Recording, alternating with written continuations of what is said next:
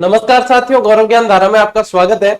आज school lecturer की इस क्लास में अपन पढ़ने जा रहे हैं राजस्थान के वस्त्र और आभूषण से संबंधित ये पहली क्लास है। और आज इस क्लास में अपन पढ़ने जा रहे हैं पुरुषों के वस्त्र। देखो, सारे काम जो शुरू करते हैं अपन ज्यादातर महिलाओं से करते हैं, ठीक है ना, कि हाँ लेडीज फर्स्ट, लेकिन यहाँ पे अपन शुरू कर रहे हैं पुरुषों से। ठीक है, तो पुरुषों के वस्त्र पढ़ेंगे। आज ये सप्ताह की आपकी अंतिम क्लास भी है, तो बाकी 3 दिन बढ़िया तरीके से रिवीजन करना जो भी क्लासेस दी है, और अपने सब्जेक्ट पे जो फोकस करना है आप लोगों को उस पे फोकस करना। ठीक है, चलिए शुरू करते हैं आज की इस क्लास को। आज जो अपन पढ़ने जा रहे हैं वस्त्र आभूषण। देखो, वस्त्र आभूषण पढ़ते हैं तो सबसे पहले अपन शुरू करते हैं मस्तक से, कि मस्तक पर धारण किए जाने वाला वस्त्र। अब वस्त्र ही कहेंगे इसे, क्योंकि पगड़ी, ठीक है ना, पगड़ी जो है किसी न किसी वस्त्र से ही बनी होती है। बहुत लंबी, जो कहते हो आप, लंबा वस्त्र होता है, उसको बांध कर जो है पगड़ी बनाई जाती है। तो बढ़िया नोट्स मेकिंग पैटर्न पे ये चीजें जो है रटने की नहीं है, सिर्फ नजर मारने की है, और उससे ही याद हो जाती है। ठीक है, तो देखो, पुरुषों की वेशभूषा में सबसे पहली चीज जो अपन को पढ़नी है वो है पगड़ी। क्या क्या कहा जाता है अपने आप देखो, पगड़ी मतलब ये ऐसी क्लास है जो सभी लोग इसमें प्रैक्टिकली नॉलेज रखते हैं। क्या कहा जाता है? साफा कहा जाता है। अब चाहे साफा जोधपुरी हो, छोगे वाला हो, बिना छोगे वाला। छोगे वाला जो पीछे ऐसे लटकता है ना, वो पूंछ, वो छोगे वाला साफा होता है। ये देखो, ये छोगे वाला साफा है ये, ठीक है। ये बिना छोगे वाला साफा है, गोल। ठीक, तो ये खपटा, पोतिया, पैंचा, बागा, पाग, ये सभी सांपों के ही अलग अलग नाम है, पगड़ियों के ही नाम है। ठीक है, अब ये क्या है? आन बान शान का प्रतीक है। पगड़ी यानी कि सिरोधार्य है, सिर पे धारण करने की चीज, आन बान शान का प्रतीक है। और राजस्थान में पहने जाने वाली पगड़ियों में, अब ये नाम है ना, ये एग्जाम की दृष्टि से इंपॉर्टेंट है, ये पूछे जाते हैं।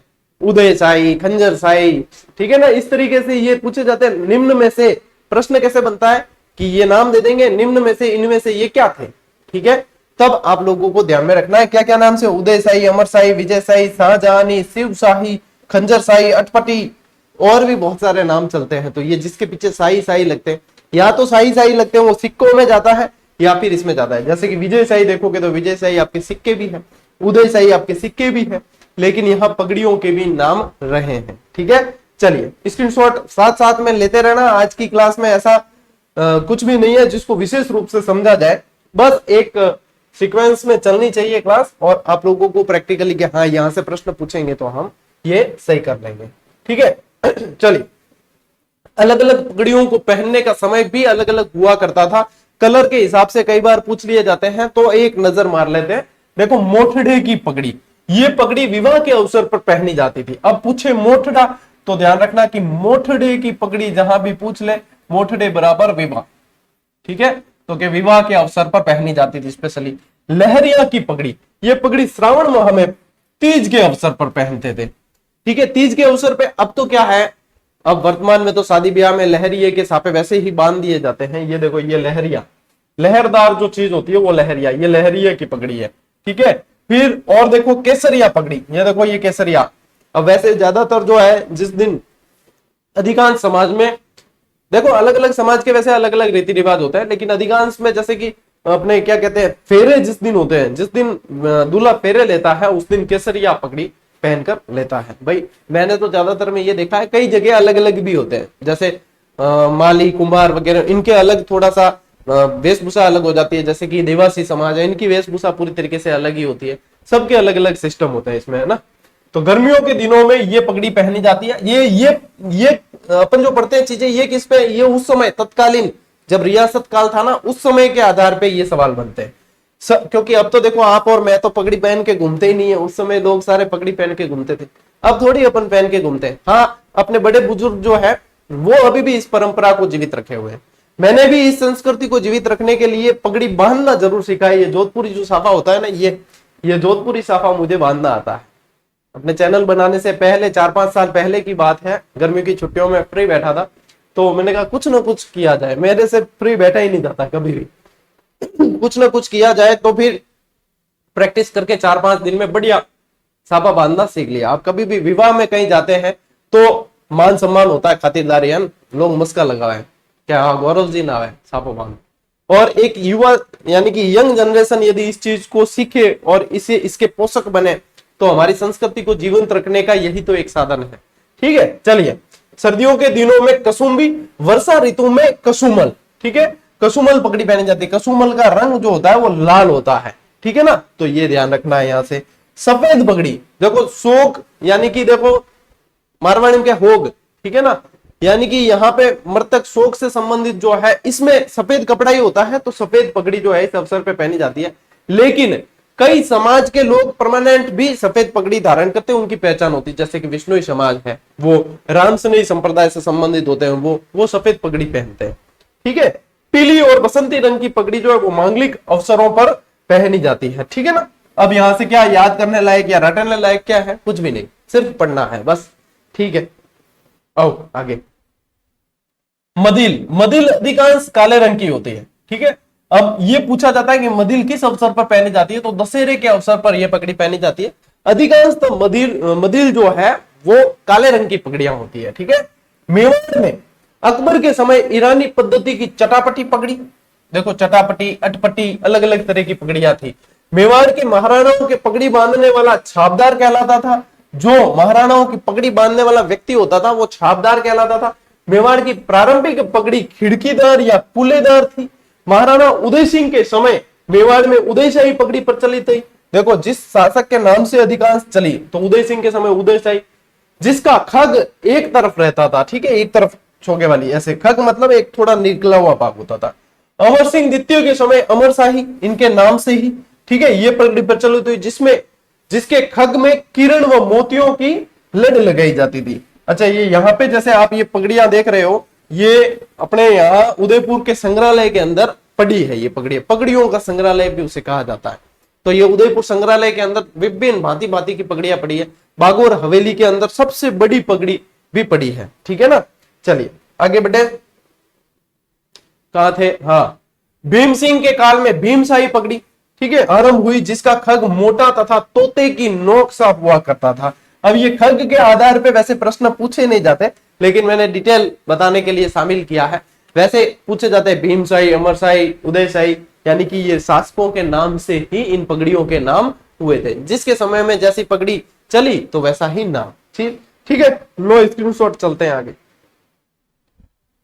आइए देखो, विभिन्न तरह की पगड़ियों के मैंने फोटो शामिल किया ताकि आप लोगों के लिए क्लास थोड़ी सी रोचक रहे। बाकी ऐसी क्लासें क्या है, सिर्फ आपको अपने लेवल पे पढ़नी होती है ये, क्योंकि इसमें समझाने लायक ज्यादा कुछ होता नहीं है, लेकिन फोटो देख के आप लोगों को काफी सारे आइडिया आ जाएंगे। ये राजस्थान के विभिन्न क्षेत्रों में बांधे जाने वाली अलग अलग पगड़ियां, जिसमें से ये जो स्पेशली इस टाइप की जो पगड़ी होती थी वो मराठे पहनते थे, और पुणे साइड के मराठा जो है वो ज्यादा पहनते थे। दोनों तरफ से ऐसे निकली हुई होती थी वो पगड़ी, है ना।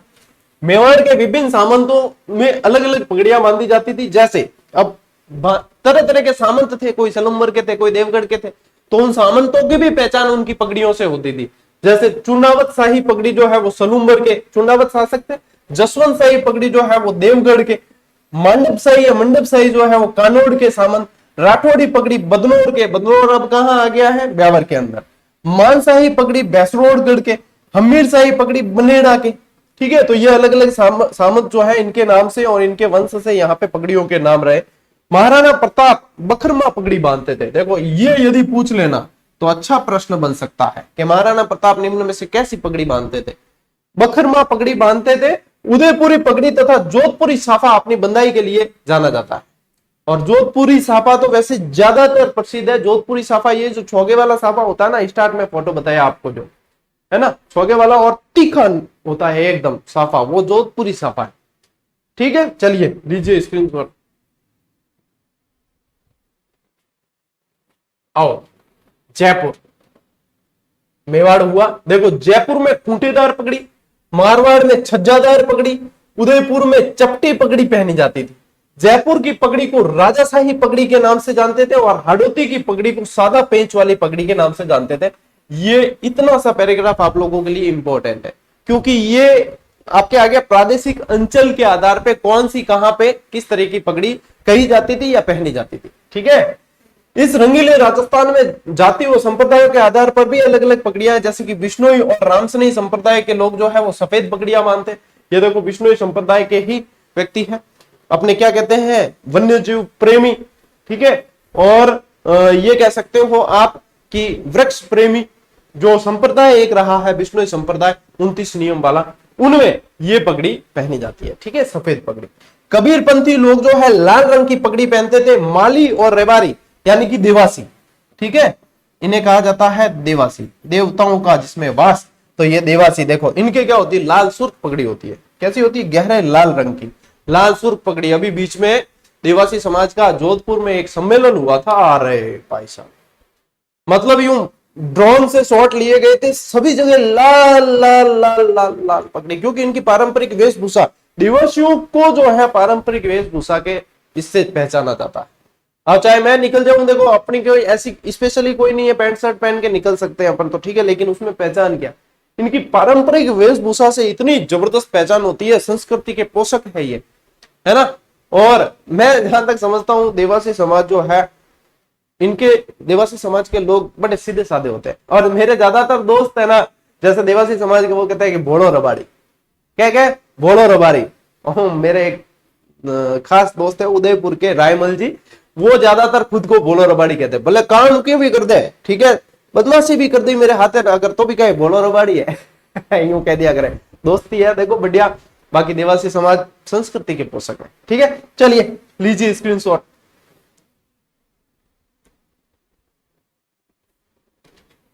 अन्य वेशभूषा, ये तो रही बात पगड़ियों की बात थी, ठीक है। अब और वेशभूषा, ये जो आप देख पा रहे हो, ये आत्मसुख है, चोगा जिसे कहा जाता है आत्मसुख। सबसे पुराना आत्मसुख जयपुर के सिटी पैलेस में पड़ा है।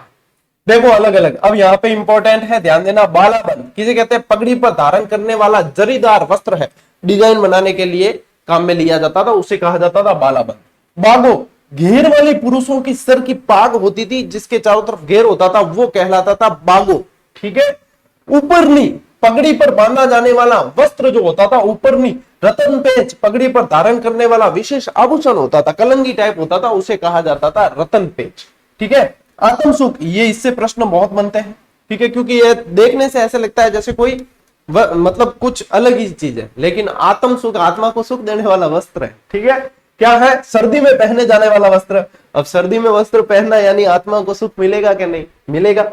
राजस्थान का सबसे प्राचीन आत्मसुख जो है वो सिटी पैलेस जयपुर में रखा हुआ है, और जयपुर का एक शासक आत्मसुख पहनने के लिए बहुत जाना जाता था, यानी उनका फेवरेट था ये वस्त्र, वो है माधो सिंह।